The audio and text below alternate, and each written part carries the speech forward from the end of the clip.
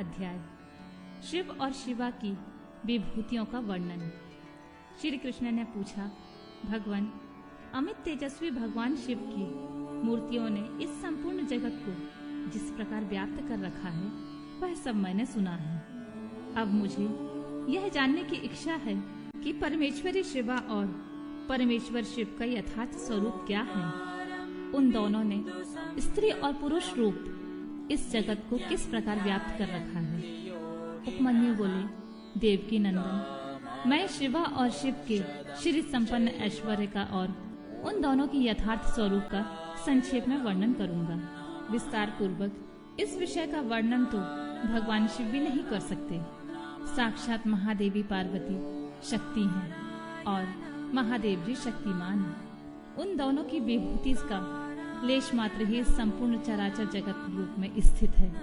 यहाँ कोई वस्तु जड़ रूप है और कोई वस्तु चेतन रूप। वे दोनों क्रमशः शुद्ध अशुद्ध तथा पर और अपर कहे गए हैं। जो चिन्ह मंडल जल मंडल के साथ संयुक्त हो संसार में भटक रहा है वही अशुद्ध और अपर कहा गया है। उससे भिन्न जो जड़ के बंधन से मुक्त है वह पर और शुद्ध कहा गया है। अपर और पर चित स्वरूप हैं। इन पर स्वभावतः शिव और शिवा का स्वामित्व है। शिवा और शिव के वश में ही यह विश्व है। विश्व के वश में शिवा और शिव नहीं है। यह जगत शिव और शिवा के शासन में है, इसलिए वे दोनों उसके ईश्वर या विश्वेश्वर कहे गए हैं। जैसे शिव हैं वैसे शिवा देवी हैं तथा जैसे शिवा देवी हैं वैसे ही शिव हैं। जिस तरह चंद्रमा और उनकी चांदनी में कोई अंतर नहीं है, उसी प्रकार शिव और शिवा में कोई अंतर ना समझें।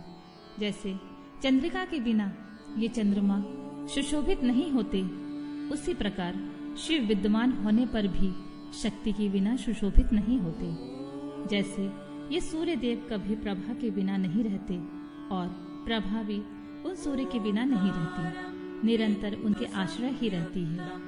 उसी प्रकार शक्ति और शक्तिमान को सदा एक दूसरे की अपेक्षा होती है। ना तो शिवा के बिना शक्ति रह सकती है, ना शक्ति के बिना शिव। जिसके द्वारा शिव सदा देहधारियों को भोग और मोक्ष देने में समर्थ होते हैं, वह आदि अद्वितीय चिन्मयी पराशक्ति शिव के ही आश्रित है। ज्ञानी पुरुष उसी शक्ति को सर्वेश्वर परमात्मा शिव के अनुरूप उन अलौकिक गुणों के कारण उनकी समधर्मिणी कहते हैं। वह एकमात्र चिन्मयी पराशक्ति सृष्टि धर्मिणी है। वही शिव की इच्छा से विभाग पूर्वक नाना प्रकार के विश्व की रचना करती हैं। वह शक्ति मूल प्रकृति, माया और त्रिगुणा, ये तीनों प्रकार की बताई गई हैं। उन शक्ति रूप में शिवा ने ही इस जगत का विस्तार किया है।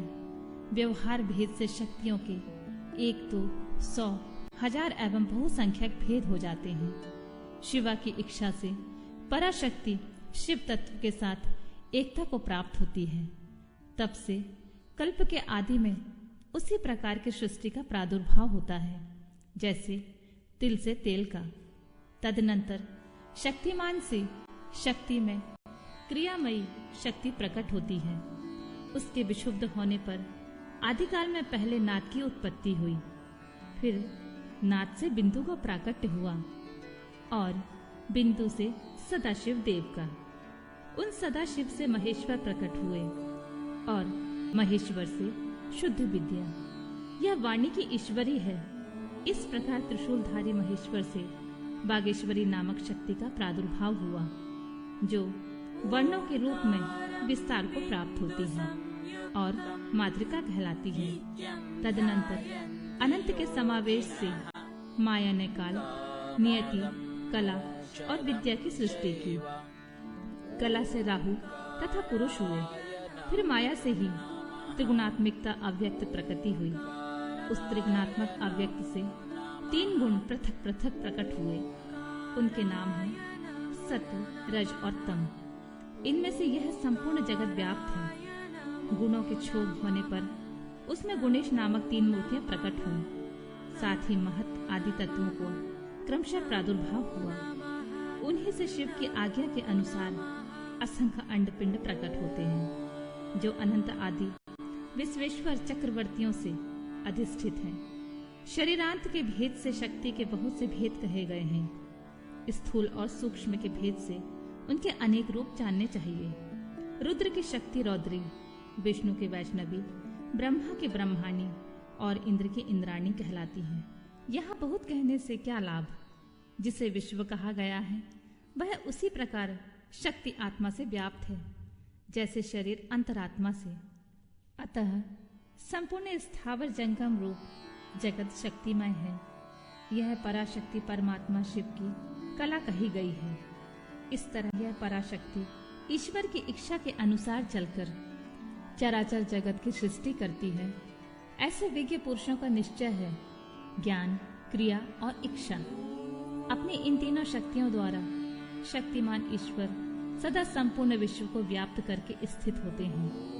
यह इस प्रकार हो या यह इस प्रकार ना हो, इस तरह कार्यों का नियमन करने वाली महेश्वर की इच्छा शक्ति नित्य है। उनकी जो ज्ञान शक्ति है वह बुद्धि रूप होकर कार्य कारण और प्रयोजन का ठीक ठीक निश्चय करती है, तथा शिव की जो क्रिया शक्ति है वह संकल्प रूपनी होकर उनकी इच्छा और निश्चय के अनुसार कार्य रूप संपूर्ण जगत की क्षण भर में कल्पना कर देती है। इस प्रकार उन तीनों शक्तियों से जगत का उत्थान होता है।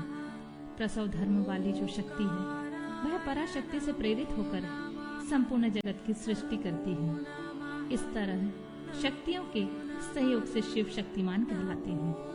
शक्ति और शक्तिमान से प्रकट होने के कारण यह जगत शाक्त और शैव कहलाता है। जैसे माता पिता के बिना पुत्र का जन्म नहीं होता, उसी प्रकार भव और भवानी के बिना इस चराचर जगत की उत्पत्ति नहीं होती। स्त्री और पुरुष रूप से प्रकट हुआ जगत स्त्री और पुरुष रूप ही है। यह स्त्री और पुरुष की विभूति है, अतः स्त्री और पुरुष से अधिष्ठित हैं। इनमें शक्तिमान पुरुष रूप शिव तो परमात्मा कहे गए हैं और स्त्री रूप ने शिवा उनकी पराशक्ति। शिव सदा शिव कहे गए हैं और शिवा मनोमणि। शिव को महेश्वर जानना चाहिए और शिवा माया कहलाती है। परमेश्वर शिव पुरुष हैं और परमेश्वरी शिवा प्रकृति। महेश्वर शिव रुद्र हैं और उनकी बल्लभा शिवा देवी रुद्राणी। विश्वेश्वर देव विष्णु हैं और उनकी प्रिया लक्ष्मी। जब सृष्टिकर्ता शिव ब्रह्मा कहलाते हैं तब उनकी प्रिया को ब्रह्माणी कहते हैं। भगवान शिव भास्कर हैं और उनकी भगवती शिवा प्रभा। कमलासन शिव महेंद्र हैं और गिरिराज नंदिनी उमा शची। महादेव जी अग्नि हैं और उनकी अर्धांगिनी उमा स्वाहा। भगवान त्रिलोचन यम हैं और गिरिजा नंदिनी उमा यम प्रिया। भगवान रुद्र वरुण हैं और पार्वती वारुणी। चंद्रशेखर शिव वायु हैं और पार्वती वायु प्रिया। शिव यक्ष हैं और पार्वती रिद्धि। चंद्राद्र शेखर शिव चंद्रमा हैं और रुद्र बल्लभा उमा रोहिणी। परमेश्वर शिव ईशान हैं और परमेश्वरी शिवा उनकी पत्नी। नागराज अनंत को बलय रूप में धारण करने वाले भगवान शंकर अनंत हैं और उनकी बल्लभा शिवा अनंता। काल शत्रु शिव कालाग्नि रुद्र हैं और काली कालांतर प्रिया हैं, जिनका दूसरा नाम पुरुष है। ऐसे स्वयंभू मनु के रूप में साक्षात शंभु ही हैं और शिव प्रिया उमा शत्रुपा हैं।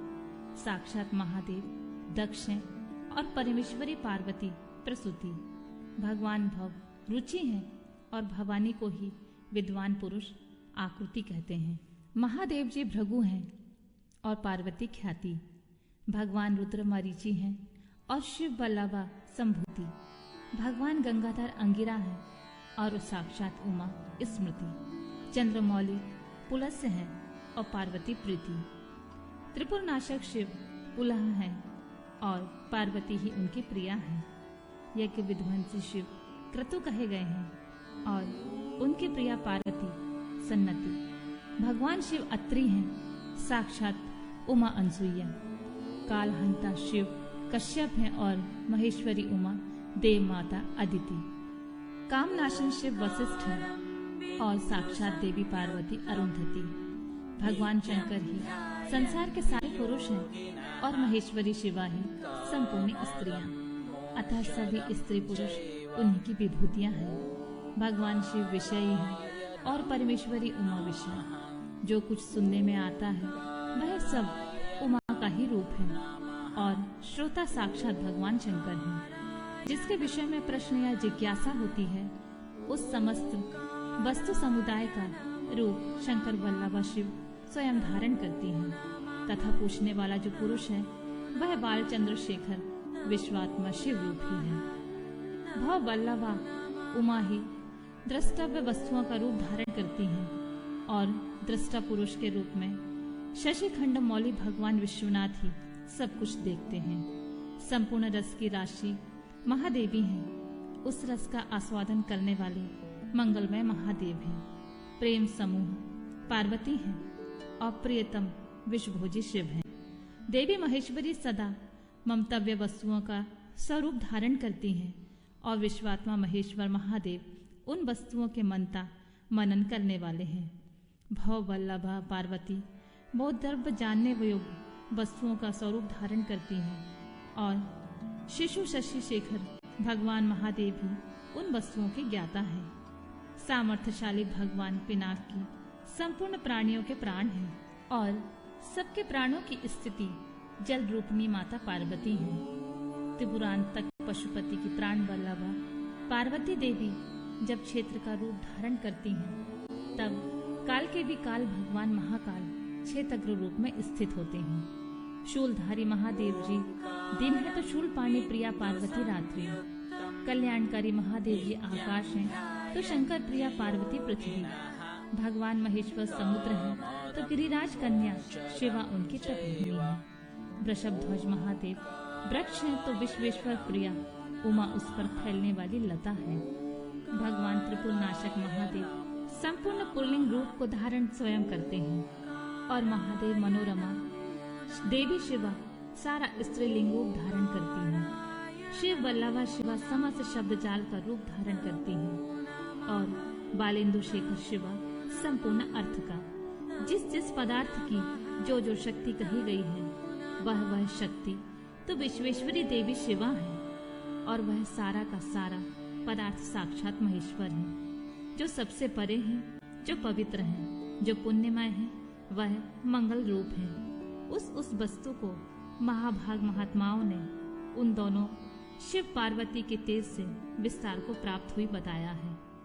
जैसे जलते हुए दीपक की शिखा समूचे घर को प्रकाशित करती है, उसी प्रकार शिव पार्वती का तेज व्याप्त होकर संपूर्ण जगत को प्रकाश दे रहा है। ये दोनों शिवा और शिव सर्वरूप हैं, सबका कल्याण करने वाले हैं।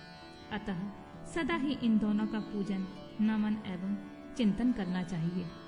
श्री कृष्ण, आज मैंने तुम्हारे समक्ष अपनी बुद्धि के अनुसार परमेश्वर शिवा और शिव के यथार्थ स्वरूप का वर्णन किया है, परंतु इतना पूर्वक नहीं, अर्थात इस वर्णन से यह नहीं मान लेना चाहिए कि इन दोनों के यथार्थ रूप का पूर्णतः वर्णन हो गया है, क्योंकि इनके स्वरूप की सीमा नहीं है, जो समस्त महापुरुषों के मन की सीमा से भी परे हैं। परमेश्वर शिव और शिवा के उस यथार्थ स्वरूप का वर्णन कैसे किया जा सकता है, जिन्होंने अपने चित्त को महेश्वर के चरणों में अर्पित कर दिया है तथा जो उनके अनन्य भक्त हैं, उनके मन में वे आते हैं और उन्हीं के बुद्धि में आरूढ़ होते हैं, दूसरों की बुद्धि में बार आरूढ़ नहीं होते। यहाँ मैंने जिस विभूति का वर्णन किया है वह प्राकृत है, इसलिए अपरा मानी गई है।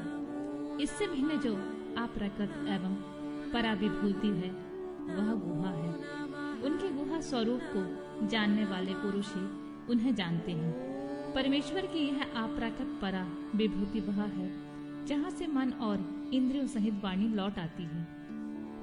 परमेश्वर की यह विभूति यहाँ परम धाम है, वह यहाँ परम गति है और वही यहाँ पराकाष्ठा है। जो अपने श्वास और इंद्रियों पर विजय पा चुके हैं वे योगी जन ही उसे पाने का प्रयत्न करते हैं। शिवा और शिव की यह विभूति संसार रूपी विषधर सर्प के डसने से मृत्यु के अधीन हुए मानवों के लिए संजीवनी औषधि है। इसे जानने वाला पुरुष किसी से भी भयभीत नहीं होता है। जो इस परा और अपरा विभूति को ठीक ठाक जान लेता है, वह अपरा विभूति को लांघकर परा विभूति का अनुभव करने लगता है। श्री कृष्ण, यह तुमसे परमात्मा शिव और पार्वती की यथार्थ स्वरूप का गोपनीय होने पर भी वर्णन किया गया है, क्योंकि तुम भगवान शिव की भक्ति के योग्य हो। जो शिष्य ना हो, शिव के उपासक ना हो और भक्त भी ना हो, ऐसे लोगों को कभी शिव पार्वती के इस विभूति का उपदेश नहीं देना चाहिए। यह वेद की आज्ञा है।